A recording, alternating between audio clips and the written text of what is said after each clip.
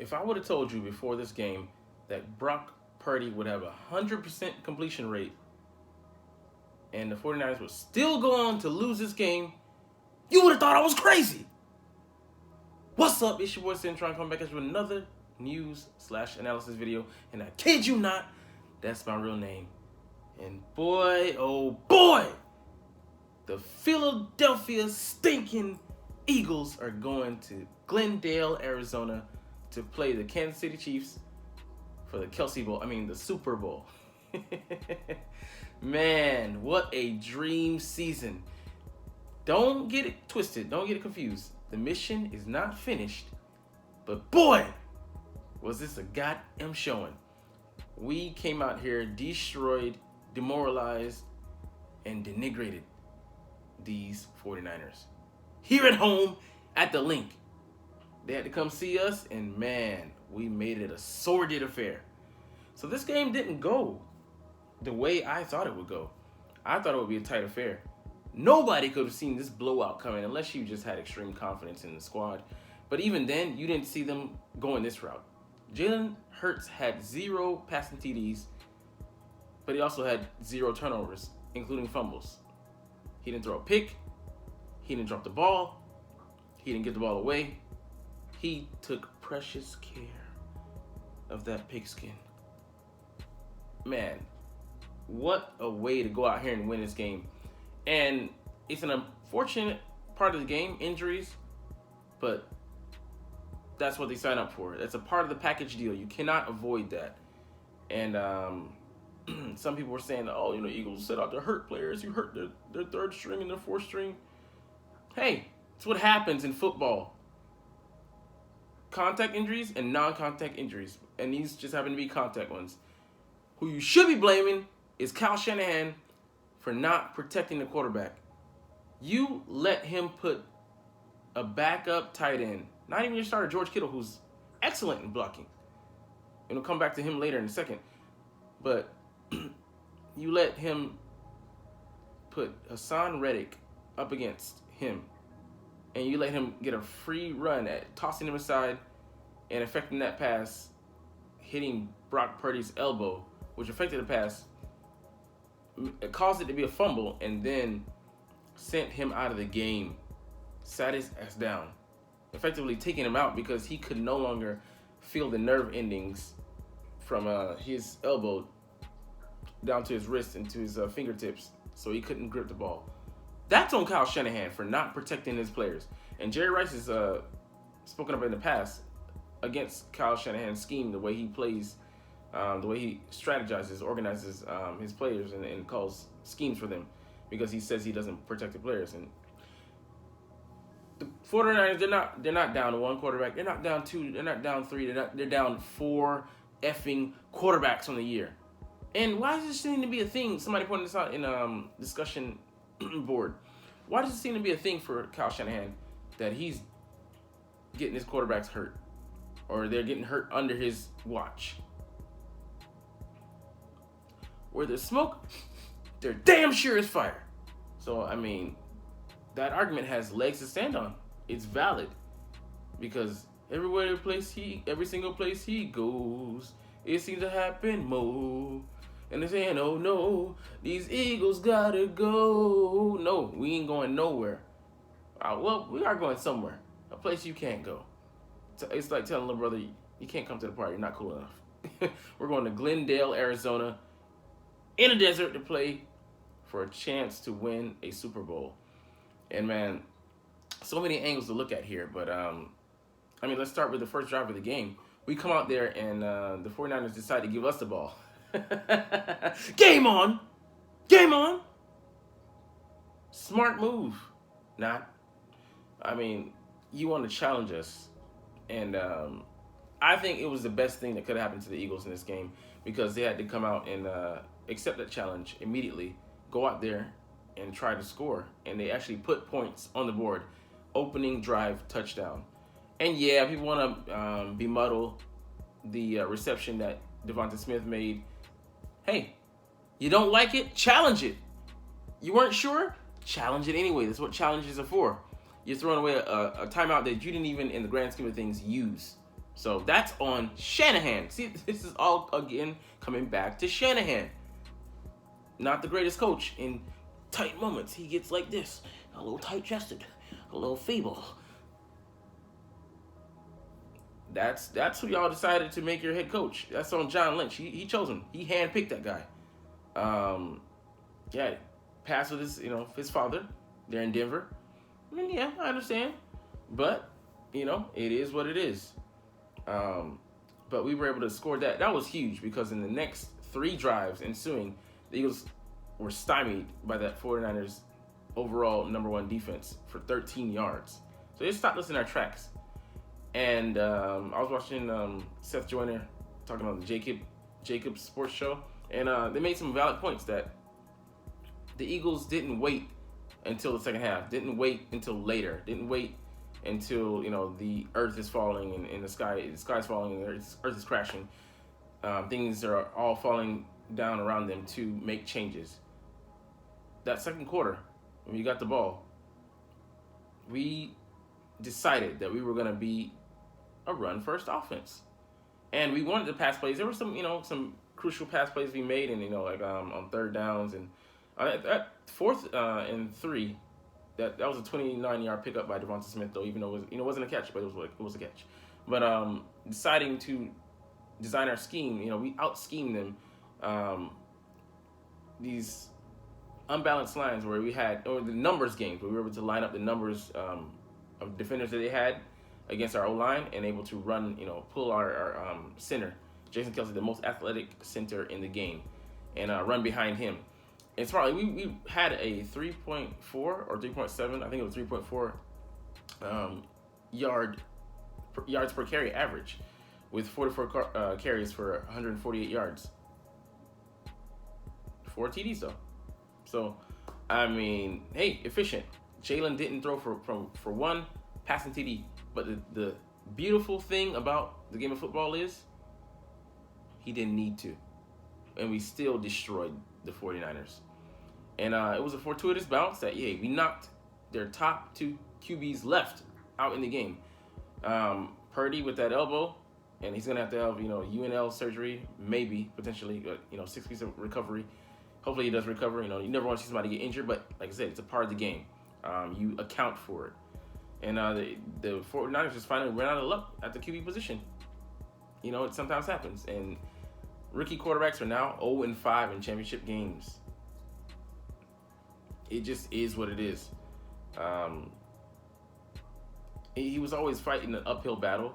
And even, you weren't even guaranteed a victory with a healthy Brock Purdy coming into this game. You had a fighting chance. But those chances greatly diminished when he went out the game.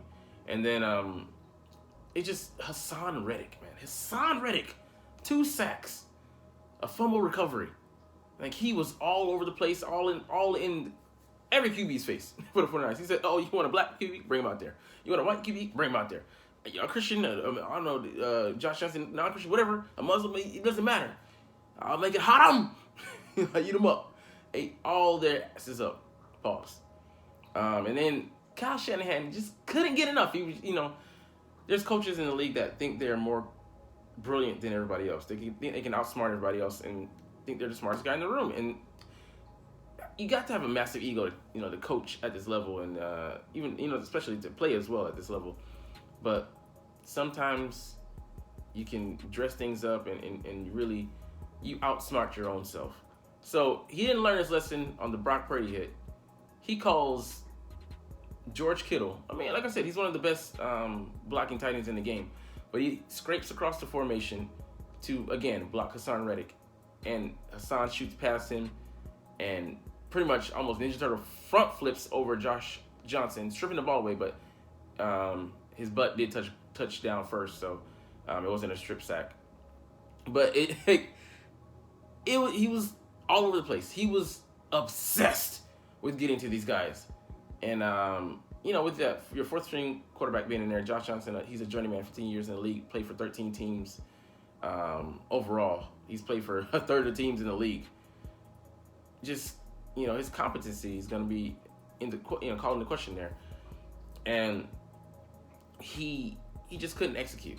And the defense was was stymieing us. It was 7-7. I was disappointed with our tackling. Epps let Christian McCaffrey hurdle him and then go to the end zone. I'm like, what the fuck are you doing, Epps, man? Golly, you're Epsteining this drive right here. Even that might be a little bit too much. But and CJ Gardner-Johnson laying the wood, but sometimes you gotta wrap up, son. Sometimes you gotta use protect. Okay, I promise I'm focused on football here. All right, but you gotta wrap up and drag the guy down. And what happened? It was a Iuchi, friendly fire. Our D tackle, I think it was what's his name, Hargrave, came in, hit from the same side, so that knocks off our guy CJ, and McCaffrey is able to slither off and bounce off of those tackles and waltz into the end zone for a score and make it 7-7. It was still a tight game, so the 49ers are still in this. If they could just calm down and just execute like they normally would, but we would go on to exploit that defense. Like I said, we exploited them with runs and got them out of position. That vaunted defense, the MVP candidates, Hassan Reddick isn't included, but he was more impactful in this game than Joey Bosa, who came in maybe limping, but we definitely got him dinged up. His own guys got him wiped out on the sidelines, so he's waiting to go back on the field. Got sideswiped, adding to his injury, and quite literally adding insult to injury there. But able to stymie him. He had no luck rushing the passer on the left side, right side. Jordan Mailata just shutting shit down, man. That offensive line, the offensive unit, just hands down the best in the league. That D-line, the best in the league. So building around the center of the line of scrimmage, just building near the line of scrimmage, it just working out magnificently here for the Eagles. And like I said, 8 deep on that line. Just that's disgustingly atrocious. That's just unfair. Should be illegal. Just handicap that man, Howie Roseman in the offseason. I'm kidding, but y'all gotta do something. So I mean, it was incredible effort from offense and defense. And like I said, the offense being able to adapt. We've been adapt this whole season. That's been the theme. We've been amorphous, whatever we need to be. So we need to turn into a rushing squad. I mean, and purely rushing. And I ain't talking about them people from Kazakhstan, near there, or Georgia. But yeah, we were able to do that and just take literally what the defense gave us. And shout out to the Weapon X program, man. We had a key guy in there, 14. He goes by the name Gainwell because he gains very well. And some critical first downs. He rushed for. His average too was still 3.8, but he did his job. He played his assignment and running, behind those, like I said, those moving linemen. We pulled guys, and it just worked out excellently. Having the 49ers overrun plays, and they were undisciplined as well. We get to that later. We just frustrated the hell out of them, and just for all the talk this week of them talking about they're gonna get the Hurts and they're gonna beat them up and knock them out. They folded him like a lawn chair a couple times, especially one on the left side. His guys had to pick him up. Hurts isn't 100% healthy and probably took some damage in this game as well. But still, that didn't hamper him. He came out and ran the offense like he 85-90% normally would. Ran on back-to-back plays. I was just like, okay, man, Hurts, you just got that dog in him, that gall to go for it. He just wants it. He wants it. And we got the 49ers to commit penalties. Just on the second scoring drive, I think where Boston Scott maybe scored, 14 plays, 75-yard drive. We had 3 key penalties that the 49ers helped us out on. And they're just being undisciplined out there. And the frustration just mounting, knowing that they have no chance to attack really on the offense. They're limited to just runs only. And before that, Josh Johnson going in the game, he couldn't handle a simple shotgun snap and fumbled it. And who recovered it? You guessed it. Hassan motherfucking Reddick. And we just were ready all game, man, to capitalize on the opportunities. And like I said, we scored 4 rushing touchdowns, and this was an ideal way to win. You want to have some balance. You know, when you want to be able to be more successful than 120, 30 odd passing yards that Jalen was able to put up, but it was just enough. Kept it, defense off kilter just enough. And when we needed to, we passed. So we run to set up the pass, so which is beautiful. It's usually the opposite with us, and especially in the regular season, that's the way we operate. We really want to throw the ball all around the field over there, out there. But us being able to make that commitment and stick to it, key to victory. And it's funny, it was like we used Washington's blueprint when they beat us at home to beat the 49ers. You don't have to have a great clip rate. So I think Washington had 3.8, 3.4. It was 3.7, I think. It was very low, but very efficient and used up a lot of clock. So we were able to waste a lot of time out there, but also get points off those drives. Not be like the Cowboys inept, be able to move the ball in between the 20s, but when you get into the red zone, not scoring touchdowns, settling for field goals. No, we punched it in the red zone, and against a wounded animal like San Francisco, just finished them off. And like I said, the frustration for the defense just mounting. They had some dumb penalties. Great Dream out there boxing, fight back. You know what I'm saying? He's just trying to injure you. It's like almost trying to injure. He's punching the ball, but also hitting your boy's arm on Gainwell. And it's like, you don't think they're gonna call that, but he lost it. He lost his composure. And then Hufanga, Jalen is running out of bounds. He already got the first down, already got extra yardage. He shoves him well within that that white chalk. Another 15 moves it down to the 3-yard line, I think, and we go and score a rushing touchdown out for that. Just dumb, losing your composure. You're out of it, and I get it. Your season is literally slipping away from you, and there's nothing, got a goddamn thing you can do about it. So, what do you do but lash out? Trent Williams as well. We'll get to that a little bit later. The silverback, he had like a monkey. Just like he did against Seattle when he played for the San Francisco 49ers. But I mean, you feel for those guys, but at the same time, this is parody. Hey, there's nobody's gonna cry for you if you have injuries in the league. These guys getting paid highly, play the kids game, and you're highly compensated. Select few in the world that could do this, but like I said, injuries are just a part of the game. But yeah, us just being able to get out there and exert our will. And just play under control. This defense just been disrespected. Came out there and actually did what they said that would happen to Hurts, happened to them. Hurts, don't it? So I mean, it just was so many things that we excellently we executed. And we were sharks in the water once we smelled that blood. Once we knew that Party couldn't really do anything but hand off. They were just floundering out there, just rudderless, like a ship out there without an oar. I mean, Christian McCaffrey, that pass he attempted, just just out there, just you're looking lost. Who's gonna attempt these passes in the game? I thought it might have been a use check at one point. I'm a Christian getting his helmet changed and getting the receiver for the coordinator or head coach or whoever calls the plays to talk to him, and they're trying to scramble and get that ready, but there just was nothing doing out there, nothing to be had. They tried to run some trickeration.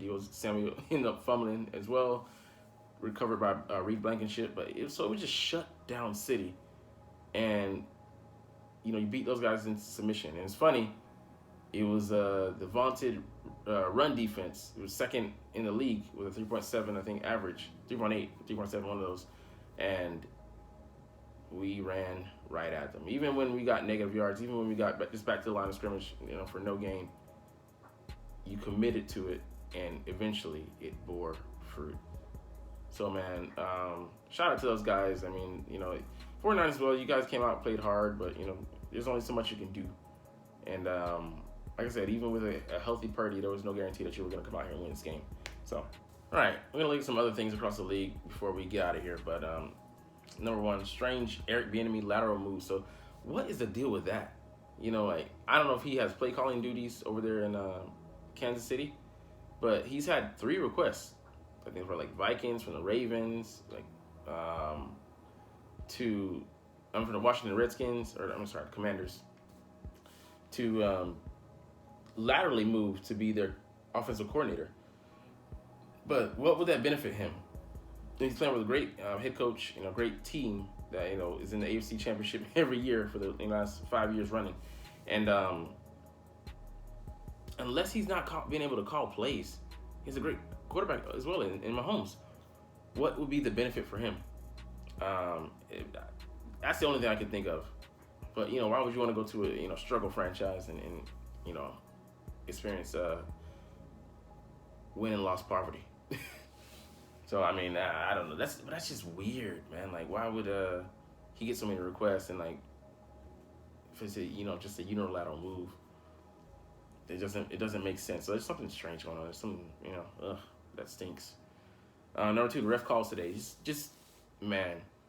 There was a punt call in the Eagles game where it contacted the wire. The Eagles players were saying that, but then there was no video evidence. But it's like, come on, you got cameras everywhere, but you don't have cameras to see that. Okay, cool.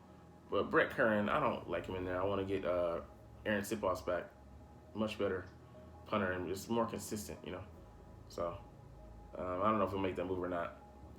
But the refs just were a mess today. Just Bengals just gave them like that last, not just the last one, but there were some calls in Kansas City. I'm just like, you gotta be fucking kidding me. Y'all need to get seriously looked at, evaluated for that. And I mean, Kyle Shanahan was making a fuss. When you slow down the only one I can think of is if you slow down the running into the punter, the kicker, one. Yeah, in slow motion you can see like he might have been pushed. I mean, the momentum / push the momentum coming from the push. Okay, I could kind of see that. I could see that being called the other way, but live happening in real time, like I was like I didn't even see it until that I looked at a replay where it was slowed down and from a certain angle. So I mean But other than that, I think it was a clean game mostly for the refs in this one. But yeah, it was different some calls. It's like I don't remember specifically. All right, then number 3, Jason says he's no longer a Chiefs fan. He tweets out that he's retired from that because it's gonna be the Kelsey Bowl. And hey man, laser focus in on this game. Jalen's gonna be reviewing film tomorrow, requesting that the team, the coaches, the general manager, the parking lot staff, everybody got to be in on that. You know what I'm saying? So he's dead ass serious about winning this chip. So sorry guys, no rest for the weary. You can rest when you're dead, when the season's dead. And then that DN for the Bengals, Osai. I get it, bro. You were playing hard the whole game. You were in there rushing, containing them, keeping your team competitive. But let the fuck up when you were out of bounds. I'm like, he ain't finna do it. He ain't finna do it. Shit, he did it. This dumb motherfucker. And I mean, I was just like laughing at his tears, bro. I mean, like, it ain't funny. Like him crying or whatever, like him getting all his emotion. I'm like, okay, that's emotion. That's a whole other story. But you did this to yourself, man. You did this to yourself. So you made that bed. You got to line that motherfucker. And ain't no Dak sleep number. That shit's uncomfortable. Oh shit. So you feel for the guy at the end of the day, but when you were in full control, like somebody pushed you, like is it a kicker, run to the kicker, whatever. You can see if it was that kind of controversial call, but you were dead to rights, out of bounds. So you were dead wrong in that. So he'll be scarred. He was sobbing, man. He was inconsolable there on the sidelines. He refused to leave even after the game was over. I don't know how they had to pry him off that bench with a spatula. He had to spray some Pam on him. All right, number 6, Dallas coordinator Kellen Moore mutually decided to part ways with the Dallas Cowboys to get out of there. Come on now, you know that he was fired. He was fired. But luckily for him, the Chargers head coach is interested in bringing him in, so gonna try to hire him. I think just interview him and see what's up. But that's good for him. An attractive team offense that he can bring a lot to. Won't be out of work long. But yeah, I mean, like I was like, damn, keep him in there, keep him over there in Dallas. Don't be trying to get consistent Dallas. But I think like 13 of their coaches are gonna be like on the chopping block or getting out of there or under review.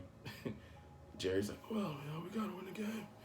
I'm the GM and I'm liable for the upside. We gotta win the game. All right, no, Jerry, you gotta get the fuck up out of your own way. But hey, no, don't listen to me. Keep staying in the way. Do what you're doing. Like DeMar, I'm loving it.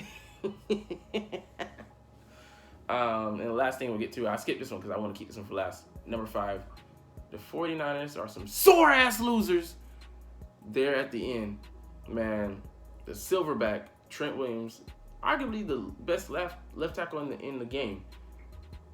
Just, getting tired of the scrum, like them, they're just going at it. And I didn't see where Kayvon Wallace started it with someone else, but I saw like one of our receivers and I think their receivers in our DB going at it, and it's like you heated about this, but he goes and snatches Kayvon Wallace by his neck and choke slams him. And I'm like, shit, what the fuck are you doing, man? Trying to injure our players. So I'm like, yeah, he got pushed and by his by our guys. And then he's got his guy trying to contain him, but he's like 6'5", 320. Dude's a beast. But it's the same shit he did against Seattle, where Richard Sherman was talking that to him after the game. He couldn't take it. Mentally weak. Like he can't take people talking shit to him. How you gonna be that big and that's off? Like, bro, come on. So like he pushes Sherman in the face mask, whatever. But Sherman took it like a man, like a real live man. But like, cause he wasn't gonna step past that. What you gonna punch me? Yeah, man, do it then. Blah. Took it in stride, ate that shit like a champ, like Wheaties, the breakfast of champions, nigga. So I mean, that was just awesome to see him repeat history. He hasn't grown and matured past that. Let people be able to provoke him, live rent free in his head. But hey, that just means in a match he could be provoked to be thrown out and severely handicap his own team. So keep letting it happen, Trent. We love it. But we're going to get out of here, man. Just a lovely, lovely, lovely win by the Philadelphia Eagles. They're going on to the Super Bowl. We're going to evaluate maybe later in the week, like what we did well, most likely, like what Kansas City did and how we could negate some of that, come against them, and some early strategy maybe. But anyway, it's going to be a video probably on the Chiefs and their victory and looking at dissecting that. So, all right, we're getting up out of here. Fly, Eagles, fly right to the goddamn Super Bowl, my man. Let's motherfucking go! Like, comment, share, and subscribe if you Thanks for watching. Check me out at Cintron Anime, Cintron Life, or Cintron Laughs, or other social media.